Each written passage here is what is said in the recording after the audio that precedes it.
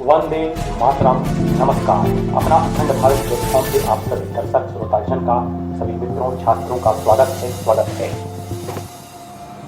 GK GS and current affairs का series चल रहा है। मैं भारतीय सत्य स्वतंत्र नागरिक श्री राघवेंद्र आज का लेक्चर लेकर के आया हूँ जीके जीएस करंट अफेयर से संबंधित महत्वपूर्ण प्रश्न उत्तर। तो आइए समय के साथ समय ना बर्बाद करते हुए यहाँ पर सीधा प्रश्न पर आते हैं और प्रश्न का उत्तर आपको बताते हैं। परीक्षाओं के दृष्टि से महत्वपूर्ण उपयोगी है सभी प्रश्न। ध्यान दीजिए, देखिए प्रश्न पूछा गया है, अक्षांशीय दृष्टि से भारत स्थित है। तो किस तरह से स्थित है? तो इसका उत्तर होगा उत्तरी गोलार्ध में स्थित है भारत। प्रश्न पूछा है, अक्षांशीय दृष्टि से भारत स्थित है। तो यहाँ पे 4 ऑप्शन है, इनमें से पहला ऑप्शन सही है, उत्तरी गोलार्ध में। अगला प्रश्न, भारत का सबसे दक्षिणी सिरा था। तो कौन सा था? उत्तर होगा यहाँ पे इंदिरा पॉइंट। इसका उत्तर होगा इंदिरा पॉइंट को कहा जाता है। प्रश्न है, भारत का सबसे दक्षिणी सिरा था। पहला ऑप्शन केरल तट, दूसरा ऑप्शन मलक्का है और तीसरा ऑप्शन है इंदिरा पॉइंट। तो इसका उत्तर बताइए। अगला प्रश्न है, भारत का कुल क्षेत्रफल है। तो इसका सही उत्तर है पूरे भारत का, जम्मू कश्मीर से लेकर कन्याकुमारी और यहाँ पे अरुणाचल प्रदेश से गुजरात और अंडमान निकोबार, यहाँ पे अंडमान द्वीप समूह जो आता है, इसमें 7 इस तरह से देखिए यहाँ पे प्रश्न पूछा गया है, पूरे भारत का जो है कुल क्षेत्रफल कितना। तो इसका उत्तर यहाँ पे ऑप्शन नंबर तीसरा होगा। इसका सही उत्तर है 32.8 लाख वर्ग किलोमीटर माना जाता है। प्रश्न है, भारत का कुल क्षेत्रफल है, बताइए। अगला प्रश्न, भारत का क्षेत्रफल संसार के कुल भौगोलिक क्षेत्रफल का प्रतिशत है। तो पूरे संसार के आंकड़े से, यहाँ पे आंकड़े से पूछा गया है। प्रश्न है, भारत का क्षेत्रफल संसार के कुल भौगोलिक क्षेत्रफल का प्रतिशत है, यानी जितने देश आते हैं उनका कितना प्रतिशत भारत का क्षेत्रफल माना जाता है भारत देश का। तो इसका सही उत्तर है ऑप्शन नंबर 2, यानी 2.4% माना जाता है भारत का भौगोलिक क्षेत्रफल। अगला प्रश्न आता है, क्षेत्रफल की दृष्टि से भारत का विश्व में स्थान है। तो कौन सा स्थान है? तो यहाँ पे इसका सही उत्तर होगा ऑप्शन नंबर 4, यानी 7वां स्थान भारत का है। क्षेत्रफल की दृष्टि से भारत का पूरे विश्व में स्थान जो है 7वां स्थान है अपने भारत देश का। अगला प्रश्न, भारतीय भूभाग एशिया महाद्वीप के किस भाग में स्थित है? इसका सही जवाब है ऑप्शन नंबर 4, यानी दक्षिणी भाग में स्थित है, इसका उत्तर है। अगला प्रश्न, उस राज्य का नाम बताइए जो अंतर्राष्ट्रीय सीमा तथा समुद्र को स्पर्श नहीं करता। तो यहाँ पे पश्चिम बंगाल करता है, पहला ऑप्शन। दूसरा ऑप्शन है उत्तर प्रदेश भी करता है। तीसरा ऑप्शन है राजस्थान भी करता है। चौथा ऑप्शन है मध्य प्रदेश। यह मध्य प्रदेश जो है यह समुद्र को स्पर्श नहीं करता। प्रश्न पूछा गया है, उस राज्य का नाम बताइए जो अंतर्राष्ट्रीय सीमा तथा समुद्र को स्पर्श नहीं करता। चलिए अब यहाँ पे आगे महत्वपूर्ण प्रश्न दिया गया है। देखिए प्रश्न है, भारत के दक्षिण में स्थित द्वीप देश है किस क्षेत्र में? तो दक्षिण में स्थित। तो इसका सही उत्तर होगा मालदीव को माना जाता है, मालदीव। प्रश्न है, भारत के दक्षिण में स्थित द्वीप देश है। तो ऑप्शन नंबर पहला ऑप्शन सही है। क्वेश्चन नंबर अगला प्रश्न है, स्वेज नहर खुली थी। तो कब खुली थी स्वेज नहर? तो इसका सही उत्तर होगा ऑप्शन नंबर 2, यानी 1869 ईस्वी में यह जो स्वेज नहर खुली थी। अगला महत्वपूर्ण प्रश्न, मिजोरम की राजधानी बताइए। इसका उत्तर होगा आइजोल। मिजोरम की राजधानी जो है आइजोल है। यहाँ पे ऑप्शन नंबर तीसरा इसका उत्तर होता है। अगला महत्वपूर्ण प्रश्न पूछा गया है, हमारे देश में भू आकृतियाँ पाई जाती हैं। तो यहाँ पे इसका उत्तर होगा ये सभी। ऑप्शन नंबर चौथा, यानी पहला ऑप्शन मरुस्थल सही है, दूसरा ऑप्शन मैदान सही है, तीसरा ऑप्शन पर्वत ये भी सही है, चौथा ऑप्शन, तो इसका उत्तर होगा यह सभी पाया जाता है। भारत प्रश्न है, हमारे देश में भू आकृतियाँ पाई जाती हैं। अगला प्रश्न, प्लेट विवर्तनिक सिद्धांत से पृथ्वी की ऊपरी परपल्टी बना है।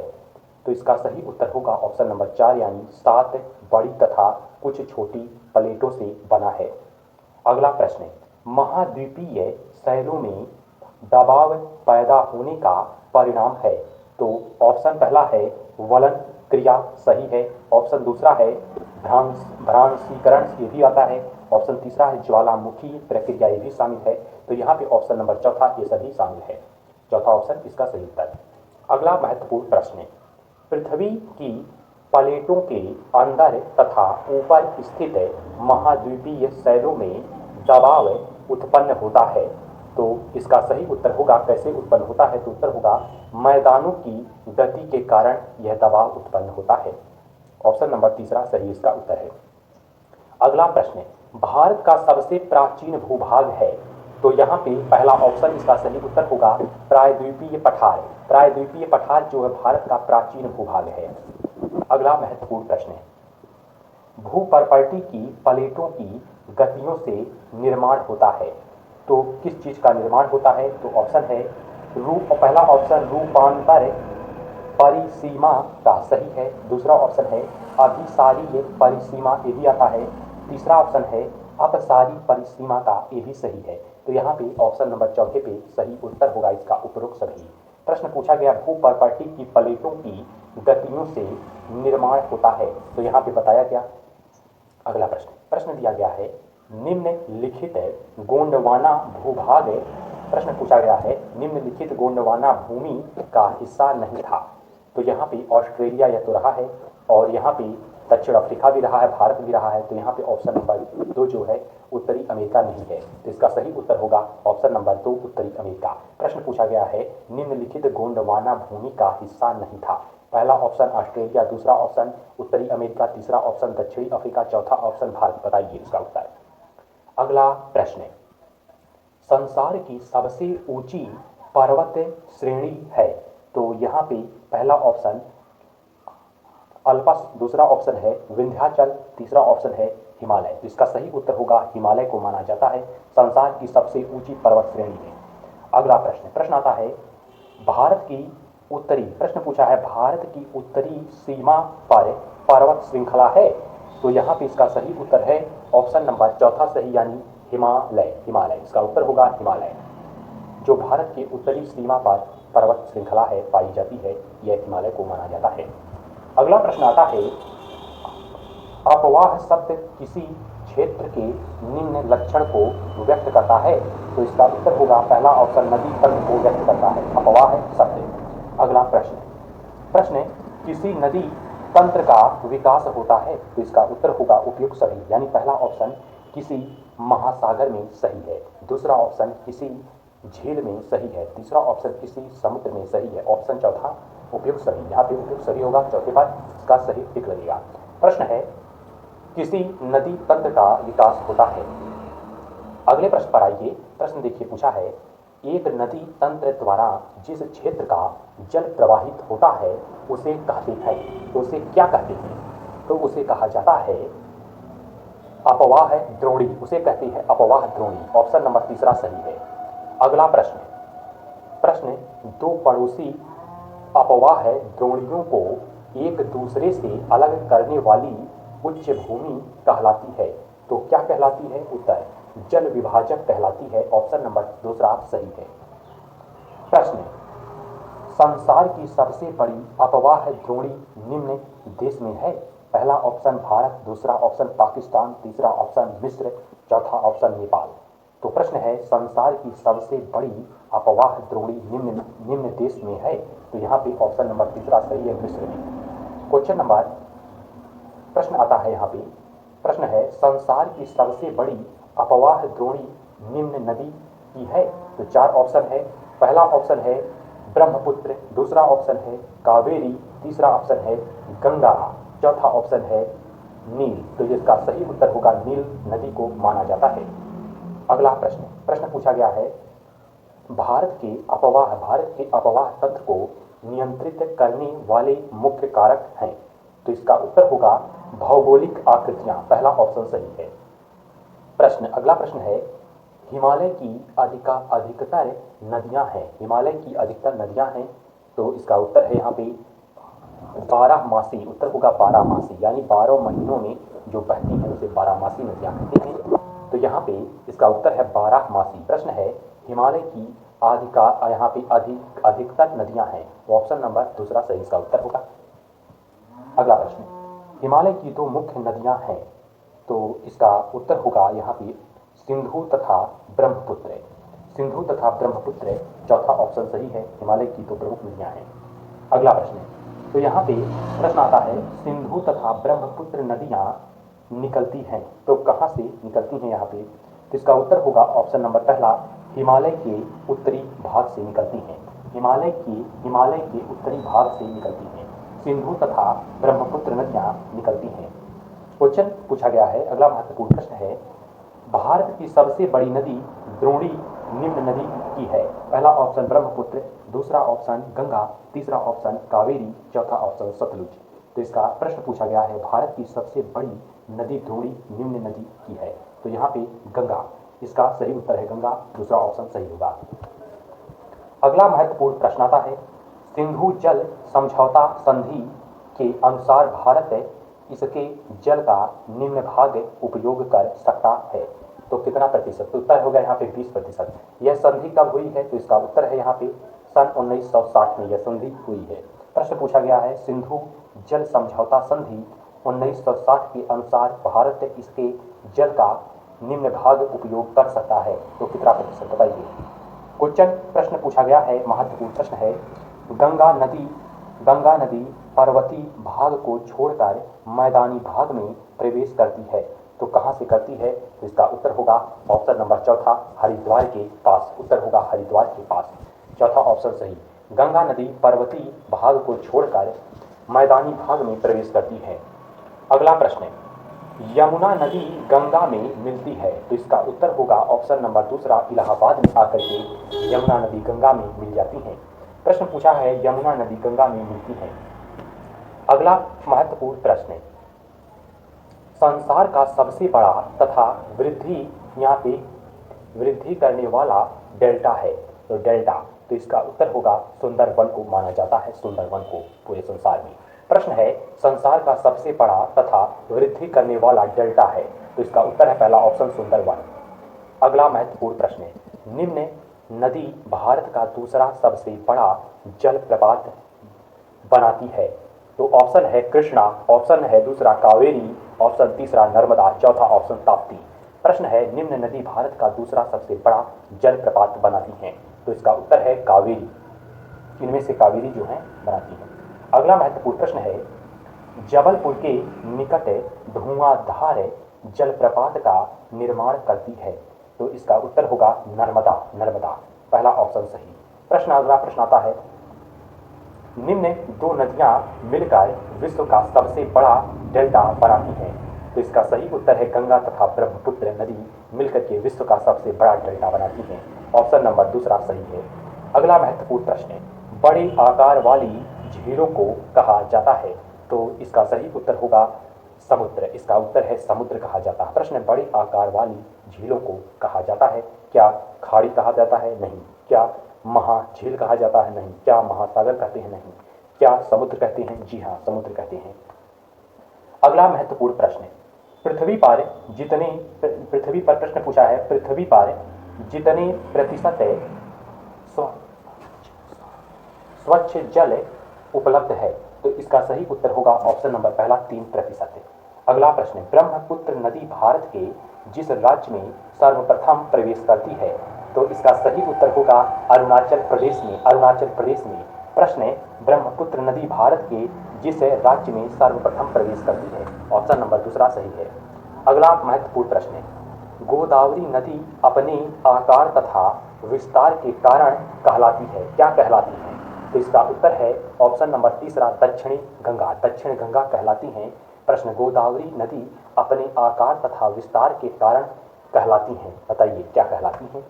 अगला महत्वपूर्ण प्रश्न, भारत की जलवायु को प्रभावित करने वाला कारक है, तो यहाँ पे पहला ऑप्शन ऊंचाई सही, दूसरा ऑप्शन अक्षांश सही, तीसरा ऑप्शन वायु दाब सही, चौथा ऑप्शन उपयुक्त सभी, तो उत्तर है उपयुक्त सभी सही यहाँ पे होगा।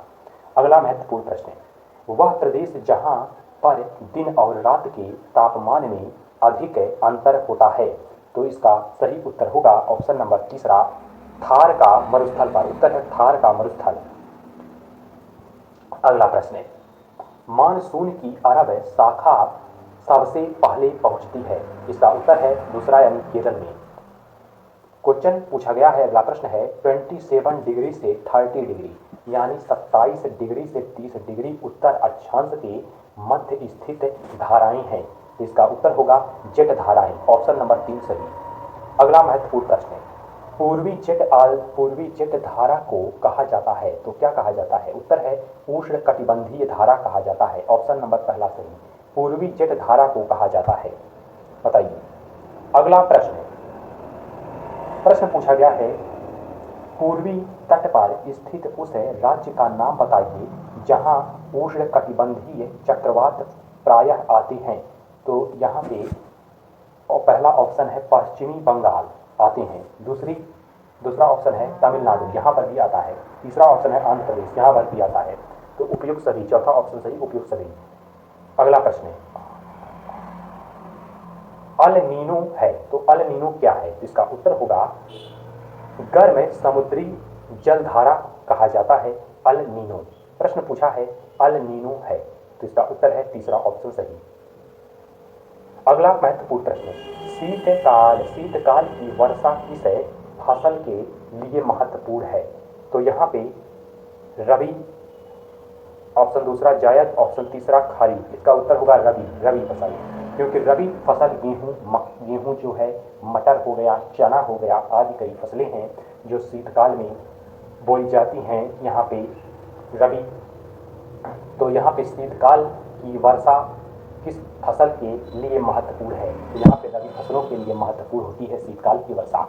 अगला महत्वपूर्ण प्रश्न है, भारत में शीत ऋतु में स्थल से समुद्र की ओर बहने वाली पौने हैं। तो इसका उत्तर होगा उत्तरी पूर्वी व्यापारिक पौने।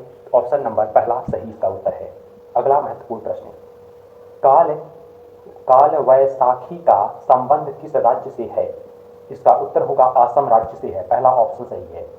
अगला प्रश्न, भारत में वह प्रदेश है जहां दिन और रात के तापमान में अधिक अंतर नहीं पाया जाता। तो इसका उत्तर होगा केरल वह राज्य है। ऑप्शन नंबर 4 सही है। अगला प्रश्न है, पश्चिमी विक्षोभों के कारण उत्तरी मैदानों के जिस भाग में वर्षा होती है। तो इसका उत्तर होगा पहला ऑप्शन पश्चिमी तथा उत्तरी पश्चिमी भाग में इसका उत्तर है। अगला महत्वपूर्ण प्रश्न आता है, भारत जीव सुरक्षा अधिनियम कब लागू किया था? तो इसका सही उत्तर होगा सन 1972 में। ऑप्शन नंबर तीसरा सही। भारत जीव सुरक्षा अधिनियम कब लागू किया था? अगला प्रश्न, निम्न में से कौन सा कारण पारिस्थितिक तंत्र के असंतुलन के लिए उत्तरदायी नहीं है? पहला ऑप्शन वनों की अंधाधुंध कटाई, ये तो शामिल है। दूसरा ऑप्शन है आर्थिक लाभ हेतु जानवरों का शिकार करना, ये भी शामिल है। तीसरा ऑप्शन विदेशी प्रजातियों का प्रवेश, ये भी शामिल है। चौथा ऑप्शन है जीवमंडल निचयों की स्थापना, यह शामिल नहीं है। इसका चौथा सही इसका उत्तर है। प्रश्न पूछा गया यहाँ पर, निम्न में से कौन सा कारण पारिस्थितिक तंत्र के असंतुलन के लिए उत्तरदायी नहीं है और कौन सा उत्तरदायी है, ये भी बताया गया। आ जाइए अगले महत्वपूर्ण प्रश्न पर। ध्यान दीजिए, देखिए महत्वपूर्ण प्रश्न पूछा गया है, भारत में जीवमंडल निचयों की संख्या है। तो इसका सही उत्तर है इसमें से 14, उत्तर होगा 14। अगला महत्वपूर्ण प्रश्न, सुंदरवन जीवमंडल निचय कहाँ स्थित है? तो इसका उत्तर होगा पश्चिम बंगाल में। ऑप्शन नंबर चौथा सही है। महत्वपूर्ण प्रश्न अगला प्रश्न है, निम्नलिखित में से तमिलनाडु में स्थित जीवमंडल निचय है? तो इसका उत्तर होगा नीलगिरी निचय को माना जाता है। ऑप्शन नंबर दूसरा सही है। अगला प्रश्न, निम्न में से कौन सा बिना फूल वाला पौधा है? ऑप्शन पहला है कवक, ये तो आता है। ऑप्शन दूसरा है फर्न, ये भी आता है। ऑप्शन तीसरा शैवाल, ये भी आता है। ऑप्शन नंबर 4 है उपयुक्त सभी, तो ये भी यहाँ भी चारों शामिल है। प्रश्न पूछा गया है, निम्न में से कौन सा बिना फूल वाला पौधा है? तो ये चारों जो है बिना फूल वाले पौधे उपयुक्त सभी। अगला प्रश्न, निम्नलिखित में से कौन सा पौधा एक औषधीय पौधा है? पहला ऑप्शन है अर्जुन, दूसरा ऑप्शन है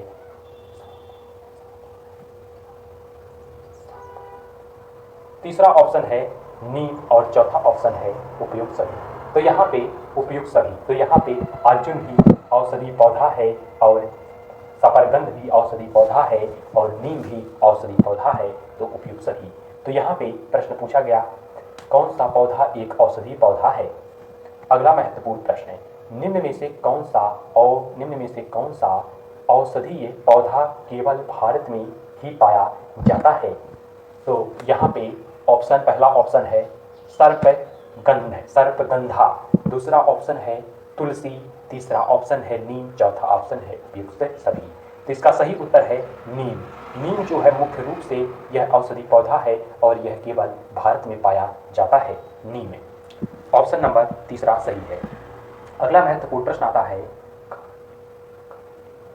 कटीली झाड़ियां किस प्रकार की मृदा में पाई जाती हैं? तो इसका सही उत्तर है ऑप्शन नंबर 2, यानी बलुई मृदा में जो है कटीली झाड़ियां पाई जाती हैं। अगला महत्वपूर्ण प्रश्न है, जंगली गधा पाया जाता है? इसका उत्तर होगा ऑप्शन नंबर 2, यानी कटीले वनों में पाया जाता है। अगला प्रश्न है, स्तनधारी जीवों में सबसे अधिक महत्वपूर्ण जीव है? तो इसका उत्तर होगा यहाँ पे हाथी। प्रश्न है, स्तनधारी जीवों में सबसे अधिक महत्वपूर्ण जीव है? पहला ऑप्शन तिब्बती बारहसिंगा है, ऑप्शन नंबर दूसरा हाथी, तीसरा है गैंडा, चौथा है या। तो इसका उत्तर होगा दूसरा ऑप्शन सही। अगला महत्वपूर्ण प्रश्न पूछा गया है, भारत का क्षेत्रफल है? तो अभी इसके पहले बताया गया था, तो इसका सही उत्तर होगा 32.8 लाख वर्ग किलोमीटर है भारत का क्षेत्रफल, दूसरा ऑप्शन सही। अगला प्रश्न है, निम्न में से सबसे ज्यादा जनसंख्या वाला राज्य है? पहला ऑप्शन उत्तर प्रदेश, दूसरा ऑप्शन महाराष्ट्र, तीसरा ऑप्शन मिजोरम, चौथा ऑप्शन पश्चिम बंगाल। तो इसका उत्तर है उत्तर प्रदेश में, पहला ऑप्शन सही है। अगला प्रश्न, क्षेत्रफल की दृष्टि से भारत का सबसे बड़ा राज्य है? तो इसका उत्तर है ऑप्शन तीसरा, राजस्थान है। क्षेत्रफल की दृष्टि से सबसे बड़ा भारत का राज्य है वह राजस्थान को माना जाता है और जनसंख्या दृष्टि से उत्तर प्रदेश को माना जाता है। आइए आगे चलिए। अगला प्रश्न पूछा गया है, 2011 की जनगणना के अनुसार भारत की कुल जनसंख्या कितनी है? तो इसका सही उत्तर होगा ऑप्शन नंबर चौथा, 121.07 करोड़ माना जाता है 2011 के अनुसार। अगला महत्वपूर्ण प्रश्न है, 2011 की जनगणना के अनुसार भारत के निम्न राज्य में सबसे अधिक जनघनत्व है? तो इसका उत्तर होगा बिहार में है। अगला महत्वपूर्ण प्रश्न है, जनसंख्या वर्ष 2011 के अनुसार भारत का जनघनत्व है? तो इसका सही उत्तर होगा ऑप्शन नंबर तीसरा, यानी 382, यानी 382 प्रति वर्ग किलोमीटर माना गया है। अगला प्रश्न, अब 2026 में जनगणना चल रही है, अब यहाँ पे आंकड़ा निकल करके आने वाला है, तो उसके ऊपर भी एक वीडियो बनाई जाएगी, महत्वपूर्ण वीडियो रहेगी। चलिए आगे चलिए। अगला प्रश्न आता है, 2011 की जनगणना के अनुसार प्रति 1000 पुरुषों पर महिलाओं की संख्या कितनी है? तो यहाँ पे इसका सही उत्तर होगा 943 उत्तर होगा, संशोधित माना गया है। अगला प्रश्न आता है, वर्ष 2011 की जनगणना के अनुसार भारत में साक्षरता दर है? तो पूरे भारत की साक्षरता दर है 2011 के अनुसार वह माना गया है 74.04% माना गया है।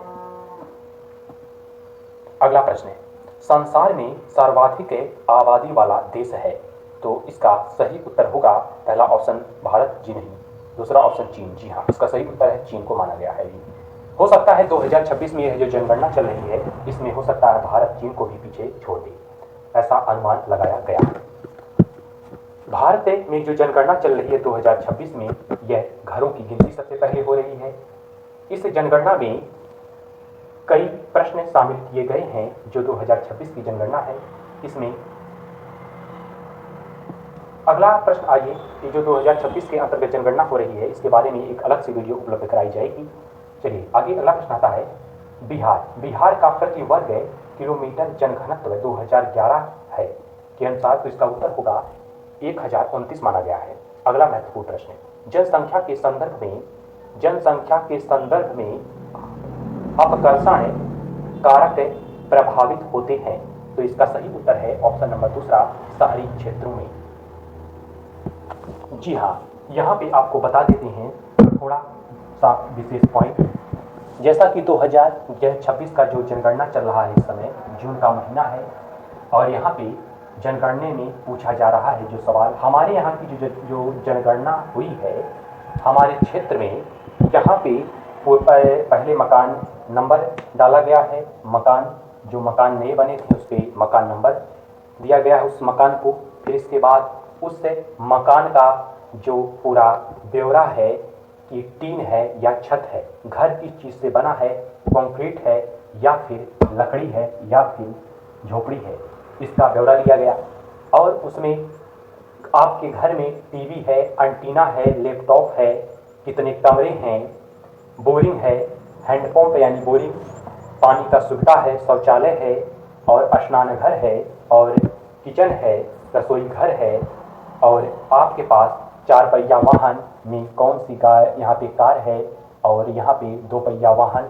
और इस तरह से इस जनगणना में आपके घर में कितने, परिवार में कितने सदस्य हैं, और इस तरह से अनेक जानकारियाँ यहाँ पे इस जनगणना में प्रश्न उत्तर के साथ साथ दिया गया है, और यह पूरा ब्यौरा निकाला जा रहा है इस 2026 की जनगणना में।